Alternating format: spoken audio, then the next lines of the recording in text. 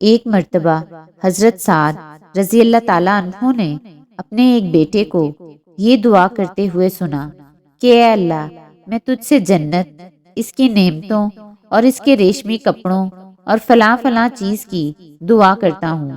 اور جہنم کی آگ، اس کی زنجیروں اور بیڑیوں سے آپ کی پناہ میں آتا ہوں۔ تو انہوں نے فرمایا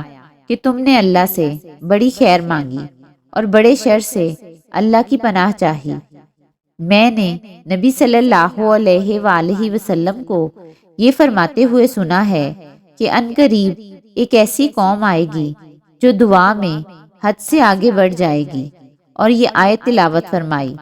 کہ تم اپنے رب کو عاجزی کے ساتھ اور چپکے سے پکارا کرو، بے شک وہ حد سے تجاوز کرنے والوں کو پسند نہیں کرتا۔ تمہارے لیے اتنا ہی کافی ہے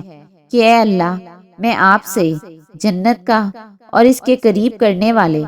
قول و عمل کا سوال کرتا ہوں، اور جہنم اور اس کے قریب کرنے والے قول و عمل سے آپ کی پناہ میں آتا ہوں۔ حضرت سعد بن ابی وقاص رضی اللہ تعالیٰ عنہ سے مروی ہے کہ میں نے نبی صلی اللہ علیہ وآلہ وسلم کو یہ فرماتے ہوئے سنا ہے کہ جو شخص اہل مدینہ کے ساتھ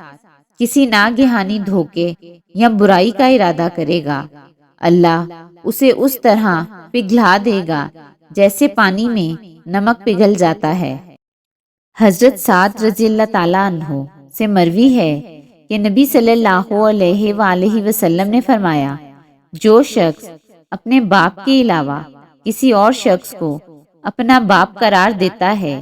حالانکہ وہ جانتا ہے کہ وہ شخص اس کا باپ نہیں ہے، تو اس پر جنت حرام ہے۔